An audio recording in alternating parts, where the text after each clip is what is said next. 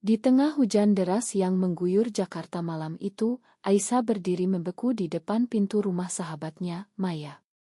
Pintu terbuka lebar, dan Maya, dengan mata basah, mengucapkan kata-kata yang selama ini Aisyah takutkan. Aku mencintaimu, Aisyah, bukan sebagai sahabat. Jantung Aisyah berdegup kencang, dunia seolah runtuh, karena besok pagi, keluarganya akan mengumumkan pertunangannya dengan seorang pria yang tak dikenalnya. Aisyah mundur selangkah, air hujan membasahi rambutnya yang panjang. Maya, apa yang kamu bilang? Ini gila, suaranya gemetar, campuran antara marah dan ketakutan. Maya, gadis berusia 25 tahun dengan senyum yang biasanya cerah, kini tampak rapuh. Mereka telah berteman sejak SMA, berbagi rahasia, mimpi, dan tawa. Tapi ini adalah bom waktu yang meledak di antara mereka. Aisyah tahu, di Indonesia, di mana norma agama dan masyarakat begitu ketat, pengakuan seperti ini bisa menghancurkan segalanya. Malam itu, Aisyah pulang dengan pikiran berantakan. Rumahnya di kawasan elit Jakarta Selatan penuh dengan persiapan pesta pertunangan. Ibunya, seorang wanita konservati yang aktif di majelis taklim, telah mengatur segalanya. Kamu harus menikah dengan anak Pak Hadi, Aisyah. Dia dari keluarga baik, dan ini akan mengamankan masa depanmu, kata ibunya berkali-kali. Aisyah, seorang desainer grafis berbakat di usia 24 tahun, selalu patuh. Tapi sekarang, kata-kata Maya bergema di kepalanya seperti gema yang tak henti. Pagi harinya, Aisyah bertemu Maya di kai Aurit mereka di Kemang. Suasana kai yang biasanya nyaman kini terasa menyesakan. Kenapa sekarang, Maya? Kenapa harus sekarang? Tanya Aisyah dengan suara pelan, takut ada yang mendengar. Maya menatapnya dalam-dalam, matanya penuh penyesalan tapi juga tekad. Karena aku tak bisa lagi berpura-pura. Setiap kali kamu cerita tentang tekanan keluarga, aku ingin bilang bahwa ada jalan lain. Aku mencintaimu sejak lama, Aisyah. Bukan karena tren atau apa, tapi karena kamu adalah segalanya bagiku. Aisyah merasa dunia berputar. Dia ingat momen-momen kecil, saat Maya memeluknya lebih lama dari biasanya, saat mereka berdua menonton film romantis dan Maya diam-diam memandangnya. Tapi Aisyah selalu mengabaikannya, menganggap itu hanya persahabatan biasa. Kini, semuanya jelas. Tapi apa artinya? Di masyarakat Indonesia, di mana pernikahan sesama jenis dilarang, dan keluarga bisa mengucilkan anaknya sendiri, pilihan seperti ini adalah bunuh diri sosial. Sore itu, Aisyah pulang dan menemukan ibunya sedang berbicara dengan calon tunangannya, Rian. Rian, seorang pengusaha sukses, tampak sempurna di mata orang tua. Aisyah, besok kita akan bertemu keluarganya. Jangan buat malu ya, kata ibunya tegas. Aisyah mengangguk lemah, tapi di dalam hatinya, badai sedang berkecamuk. Malamnya, dia tak bisa tidur. Pikirannya melayang ke Maya, ke senyumnya, ke kehangatan yang tiba-tiba terasa berbeda. Keesokan harinya, pesta pertunangan berlangsung megah. Tamu-tamu dari kalangan atas hadir, termasuk kerabat jauh. Aisyah berdiri di samping Rian, tersenyum palsu. Tapi di sudut ruangan, dia melihat Maya menyelinap masuk, berpakaian sederhana tapi mata penuh rasa sakit. Kenapa kamu datang? Bisik Aisyah saat mereka bertemu di taman belakang.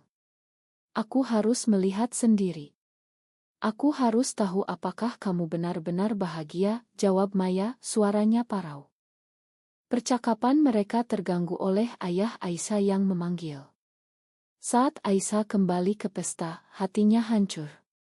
Dia sadar, pengakuan Maya telah membuka pintu yang selama ini tertutup rapat di hatinya sendiri. Apakah dia juga merasakan hal yang sama? Pertanyaan itu menghantuinya sepanjang malam. Beberapa hari kemudian, Aisyah menghindari Maya. Pesan-pesan Maya tak dibalas, panggilan ditolak. Tapi tekanan dari keluarga semakin kuat. Kamu harus fokus pada pernikahan, Aisyah.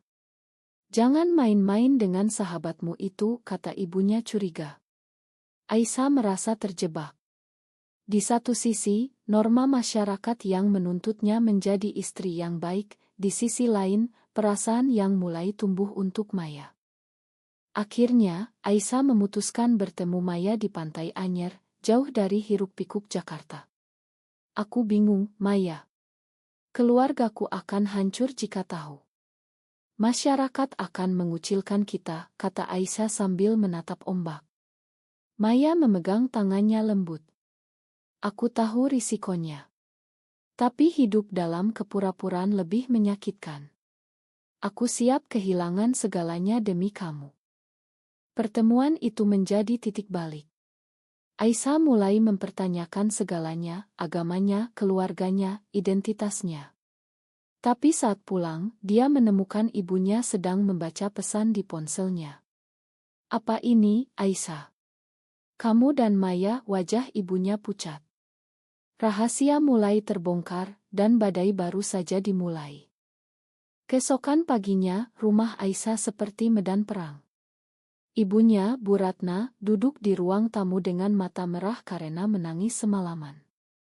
Ayahnya, seorang pengusaha sukses, berdiri tegar tapi wajahnya penuh kecewaan. Jelaskan ini, Aisyah, bentak ayahnya, melempar ponsel ke meja. Di layar, pesan-pesan dari Maya, aku mencintaimu, tolong jangan abaikan aku. Aisyah duduk lemah, air mata mengalir. Ini bukan apa-apa, ayah. Maya hanya bercanda. Tapi suaranya tak meyakinkan. Bu Ratna menggelengkan kepala. Kamu pikir ibu bodoh? Ibu lihat cara kalian saling pandang. Ini dosa besar, Aisyah. Di agama kita, ini haram. Kata-kata itu seperti pisau menusuk hati Aisyah. Dia tahu, di Indonesia, di mana mayoritas Muslim, orientasi seperti ini sering dianggap tabu, bahkan meski undang-undang tak secara eksplisit melarang, tapi masyarakat dan keluarga bisa lebih kejam dari hukum. Ayahnya memutuskan, kamu dilarang bertemu Maya lagi. Dan pernikahan dengan Rian akan dipercepat. Aisyah protes, tapi sia-sia. Dia dikurung di rumah, ponsel disita. Hari-harinya menjadi neraka, doa paksa, ceramah agama dari ustadz yang dipanggil khusus, dan tatapan kecewa dari saudara-saudaranya. Sementara itu, Maya tak tinggal diam, dia mencoba menghubungi Aisyah melalui teman bersama, tapi gagal. Maya, seorang gurus di Jakarta Timur, mulai merasakan tekanan dari lingkungannya sendiri. Rekan kerjanya mulai bergosip setelah melihat postingan lama mereka di media sosial. Maya, kamu terlalu dekat dengan Aisyah.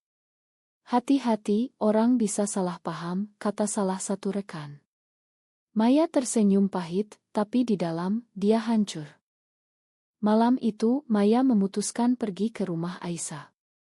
Dengan hati-hati, dia memanjat pagar belakang dan menyelinap ke kamar Aisyah. Maya. Kamu gila, bisik Aisyah ketakutan tapi juga lega. Mereka berpelukan sebentar, tapi Aisyah mendorongnya menjauh. Kamu harus pergi. Ini berbahaya. Maya menatapnya tegas. Aku tak bisa hidup tanpa kamu. Mari kita lari, Aisyah. Ke Bali atau mana saja. Ide itu menggoda, tapi Aisyah ragu. Keluargaku akan mencari kita. Dan apa kata masyarakat? Kita akan jadi buronan. Percakapan mereka terganggu oleh suara langkah kaki. Maya melompat keluar jendela, tapi terlambat. Ayah Aisyah melihatnya dan marah besar. Kamu keluar dari rumahku, teriaknya. Maya lari, tapi keesokan harinya, polisi datang ke rumahnya atas laporan ayah Aisyah tentang gangguan. Maya ditahan semalam untuk diinterogasi. Apa hubunganmu dengan Aisyah? Tanya polisi. Maya diam, tapi gosip mulai menyebar. Keluarganya sendiri, yang tinggal di Bandung, menelepon marah. Kamu bikin malu keluarga, Maya. Pulang sekarang juga, kata ibunya. Maya merasa dunia runtuh. Dia kehilangan pekerjaan karena sekolah tak mau guru dengan reputasi buruk. Aisyah mendengar berita itu hancur. Dia kabur dari rumah dan bertemu Maya di stasiun kereta. Ini salahku. Aku seharusnya tak membiarkan ini terjadi, kata Aisyah menangis. Maya memeluknya. Kita bersama sekarang. Mari kita mulai baru. Mereka naik kereta ke Yogyakarta mencari tempat aman. Di sana mereka tinggal di penginapan kecil, berpura-pura sebagai saudara. Tapi kebahagiaan sementara. Di Yogyakarta, mereka bertemu komunitas kecil yang tersembunyi. Kalian tak sendirian, kata seorang aktivis. Tapi Aisyah masih bergulat dengan imannya. Apakah ini benar, Maya? Apakah Tuhan membenci kita? Tanya Aisyah malam-malam. Maya menjawab, cinta adalah anugerah Tuhan. Yang salah adalah masyarakat yang menilai. Sementara itu keluarga Aisyah mencari mereka. Rian, calon suaminya, merasa dikhianati. Aisyah memilih perempuan. Ini gila, katanya pada ayah Aisyah. Mereka menyewa detektif swasta. Tak lama, jejak mereka ditemukan. Ayah Aisyah datang ke Yogyakarta dengan amarah membara. Pertemuan dramatis terjadi di kai kecil. Pulanglah, Aisyah. Ini bukan hidupmu, kata ayahnya. Maya berdiri di samping Aisyah. Dia mencintaiku, Pak. Tolong pahami. Ayah Aisyah memandang Maya dengan jijik. Kamu yang merusak anakku. Dia menarik Aisyah pergi, tapi Aisyah menolak. Aku mencintai Maya, ayah. Ini aku yang sebenarnya. Ayahnya pergi dengan hati hancur, tapi ancaman datang, kalau kamu tak pulang, kamu bukan anakku lagi. Aisyah memilih Maya, tapi harga yang dibayar mahal, kehilangan keluarga, teman, dan rasa aman. Hidup di Yogyakarta tak semudah dibayangkan. Aisyah dan Maya bekerja serabutan, Aisyah sebagai relancer desain, Maya sebagai tutor priat. Tapi bayang-bayang masa lalu menghantui. Setiap hari, Aisyah mendapat pesan dari saudaranya, kembalilah, Kak. Ibu sakit karena kamu. Hati Aisyah teriris. Dia mulai ragu apakah pilihannya benar.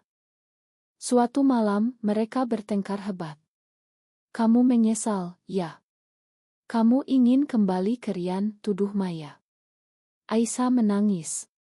Bukan itu. Aku takut kita tak bisa bertahan. Masyarakat di sini juga konservatif. Kemarin, ada demo anti-LGBT di alun-alun. Maya memeluknya. Kita kuat bersama. Tapi jika kamu ingin pergi, aku tak akan halangi. Keesokan harinya, berita buruk datang. Ibu Aisyah dirawat di rumah sakit karena serangan jantung. Ini karena stres memikirkanmu, kata saudaranya. Ia telepon. Aisyah panik. Aku harus pulang, Maya. Maya mengangguk pahit. Pergilah. Tapi ingat, aku di sini menunggu. Aisyah kembali ke Jakarta sendirian. Di rumah sakit, ibunya lemah tapi mata penuh harap. Kembalilah ke jalan yang benar, nak. Ibu makan kamu. Aisyah menangis di samping ranjang. Ayahnya datang, kami akan bantu kamu sembuh. Ada terapi konversi di masjid. Aisyah terkejut. Terapi konversi. Itu seperti penyiksaan psikologis. Dia menghadiri sesi pertama, di mana Ustadz berkata, ini ujian dari Tuhan. Kamu harus lawan nafsu setan. Aisyah merasa dihancurkan. Malamnya, dia menelepon Maya. Aku tak tahan, Maya. Mereka bilang aku sakit. Maya menangis di ujung telepon. Kamu tak sakit. Cinta kita alami. Jangan biarkan mereka cuci otakmu. Tapi tekanan semakin kuat. Rian datang berkunjung, aku masih mau nikahi kamu, Aisyah. Lupakan masa lalu. Aisyah tergoda oleh keamanan yang ditawarkan. Tapi kenangan dengan Maya membuatnya ragu. Di sisi lain, Maya di Yogyakarta mulai berteman dengan seorang wanita lain, Lina, yang juga lesbian. Lina mendukungnya, kamu pantas bahagia, Maya. Gosip sampai ke Aisyah melalui teman. Maya dekat dengan orang baru. Hati Aisyah cemburu. Dia memutuskan kembali ke Yogyakarta. Di sana, dia menemukan Maya dan Lina sedang minum kopi. Apa ini? Tanya Aisyah marah. Maya terkejut. Ini cuma teman, Aisyah. Kamu yang pergi. Pertengkaran besar terjadi. Kamu khianati aku, tuduh Aisyah. Maya balas, kamu yang ragu-ragu. Kamu pilih keluarga daripada kita. Mereka berpisah malam itu, Aisyah kembali ke Jakarta dengan hati hancur. Di Jakarta, Aisyah setuju menikah dengan Rian untuk menyenangkan keluarga. Persiapan pernikahan berjalan cepat. Tapi di malam sebelum akad, Aisyah mimpi tentang Maya, senyumnya, pelukannya. Dia bangun menangis. Ini salah, gumamnya. Pagi harinya, di masjid, saat akad akan dimulai, Aisyah berdiri dan berkata, aku tak bisa. Makan aku, Rian. Tamu-tamu terkejut. Ayahnya marah, apa yang kamu lakukan? Aisyah lari keluar, naik taksi ke stasiun, menuju Yogyakarta. Sampai di sana, dia mencari Maya. Tapi Maya telah pergi ke Bali, mencari ketenangan. Aisyah mengikuti, tiba di pantai Kuta. Di sana, dia menemukan Maya duduk sendirian menatap laut. Maya, aku salah. Aku pilih kamu, kata Aisyah. Maya menatapnya dengan mata penuh luka. Terlambat, Aisyah. Aku sudah lelah dengan ketidakpastianmu. Tapi Aisyah memohon, berikan aku kesempatan lagi. Kita lawan bersama. Di Bali, Aisyah dan Maya mencoba membangun kembali hubungan mereka. Mereka tinggal di ila kecil di Ubud, dikelilingi sawah dan kedamaian. Tapi luka lama tak mudah hilang. Maya sering diam, memandang jauh. Aku takut kamu pergi lagi, katanya suatu malam. Aisyah memeluknya. Aku janji, aku di sini selamanya. Tapi kenyataan pahit datang. Keluarga Maya datang dari Bandung, marah besar. Kamu bikin malu kami. Pulang dan nikah dengan pria yang kami pilih, bentak ayah Maya. Maya menolak, aku mencintai Aisyah, Bapak. Ayahnya memukul meja, ini penyakit. Kami akan bawa kamu ke dukun untuk disembuhkan. Pertengkaran itu membuat Maya depresi. Dia mulai minum obat penenang, tidur panjang. Aisyah khawatir. Kita butuh bantuan, katanya. Mereka bergabung dengan kelompok dukungan di Bali, di mana mereka bertemu orang-orang dengan cerita serupa, penolakan keluarga, diskriminasi kerja, bahkan ancaman kekerasan. Suatu hari, berita nasional menayangkan demo besar anti di Jakarta. Mereka bilang kami ancaman bagi moral bangsa, kata Aisyah sambil menonton. Maya mematikan, kita harus kuat. Mungkin suatu hari masyarakat berubah. Tapi perubahan tak datang cepat.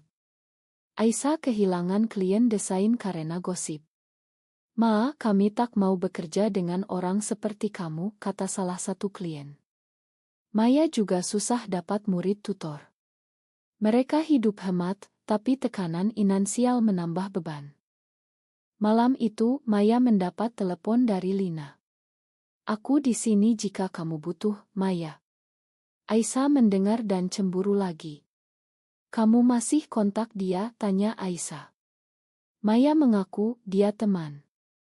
Tapi saat kamu pergi dulu, dia yang dukung aku. Pertengkaran kembali pecah. Kamu tak percaya aku, kata Maya. Aisyah pergi jalan-jalan sendirian ke pantai. Di sana, dia bertemu seorang turis asing yang ramah. Hidup di Indonesia sulit untuk orang seperti kita, kata turis itu, yang juga lesbian. Kenapa tak pindah ke luar negeri? Ide itu menggoda Aisyah.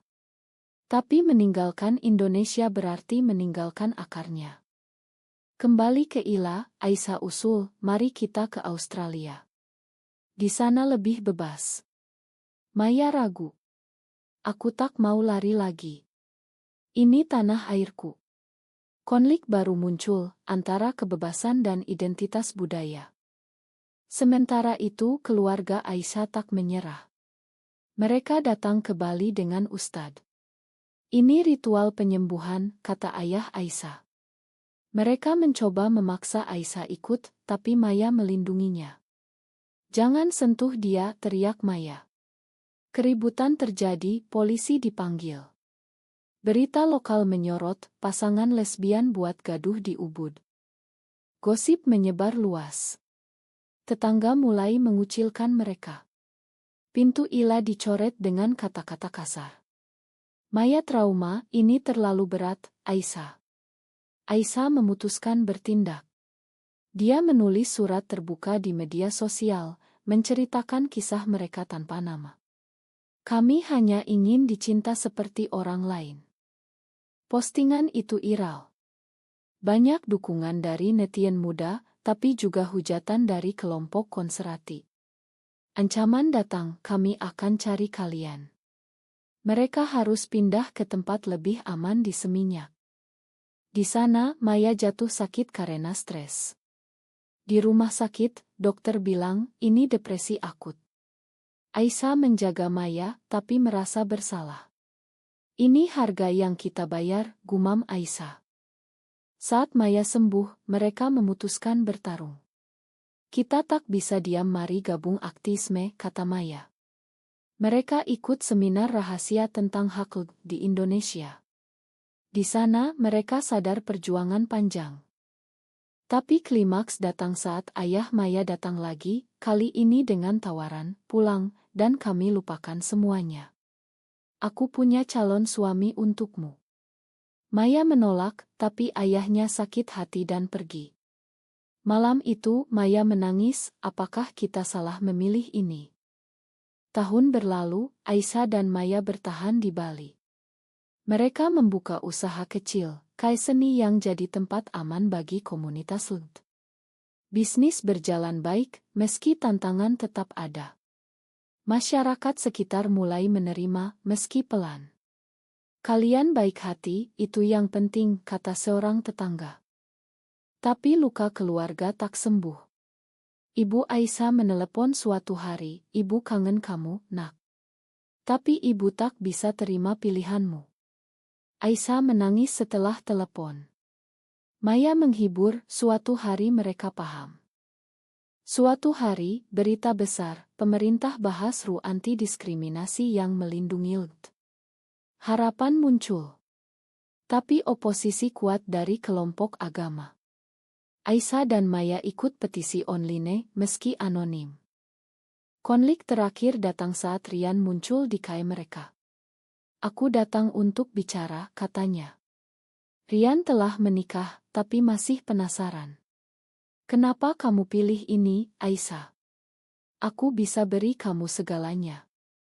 Aisyah tersenyum pahit. Karena cinta tak bisa dipaksa. Aku bahagia dengan Maya.